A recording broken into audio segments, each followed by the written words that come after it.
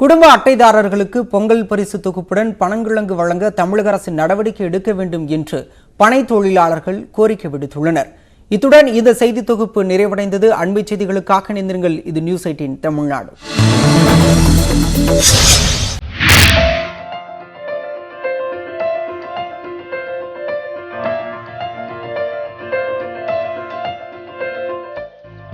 தூத்துக்குடி மாவட்டம் கோவில்பட்டி சுற்றுவட்டாரத்தில் உள்ள அயன் வடமலாபுரம், முத்தாலபுரம், கீழ்நாட்டுக்குறிச்சி, நம்பிபுரம் உள்ளிட்ட கிராமங்களில் பனங்கிழங்கு சாகுபடி பிரதான தொழிலாக உள்ளது. வைப்பாற்று கரையோரம் உள்ள மணற்பாங்கான இடத்தில் விளைவிக்கப்படும் பனங்கிழங்கு நல்ல ருசியாக இருப்பதால் பொதுமக்கள் மத்தியில் வரவேற்பை பெற்றுள்ளது. கடந்த ஆண்டை விட இந்த ஆண்டு பனங்கிழங்கு விளைச்சல் நன்றாக உள்ள நிலையில் பொங்கல் பண்டிகையும் நெருங்கி வருவதால் விவசாயிகள் அறுவடை பணியை மகிழ்ச்சியுடன் தொடங்கியுள்ளனர்.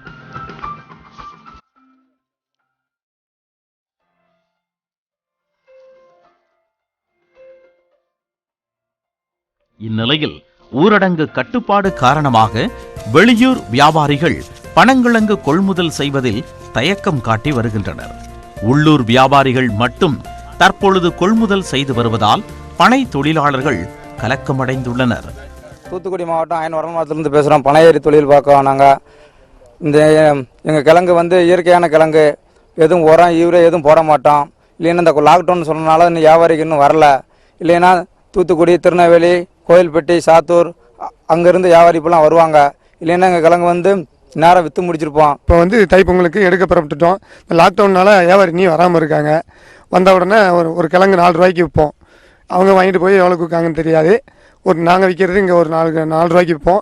இப்போ இந்த மழை பெஞ்சு தண்ணியாக இருந்ததுனால கிழங்கு கொஞ்சம் கட்டட்டின்னு இருக்குது, தண்ணி ஓடுனதுனால.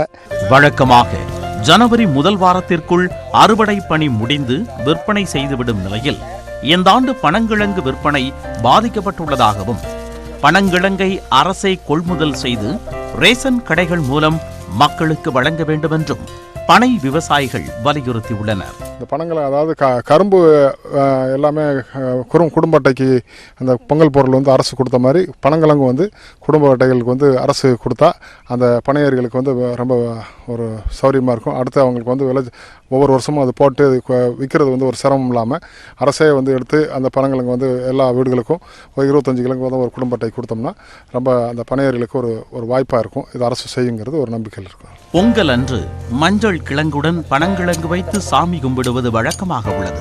எனவே ரேஷன் கார்டுதாரர்களுக்கு பொங்கல் பரிசுடன் கரும்பு வழங்குவது போன்று பனங்கிழங்கை வழங்கினால் பனை தொழிலாளர்கள் வாழ்வும் சிறப்பாக இருக்கும்.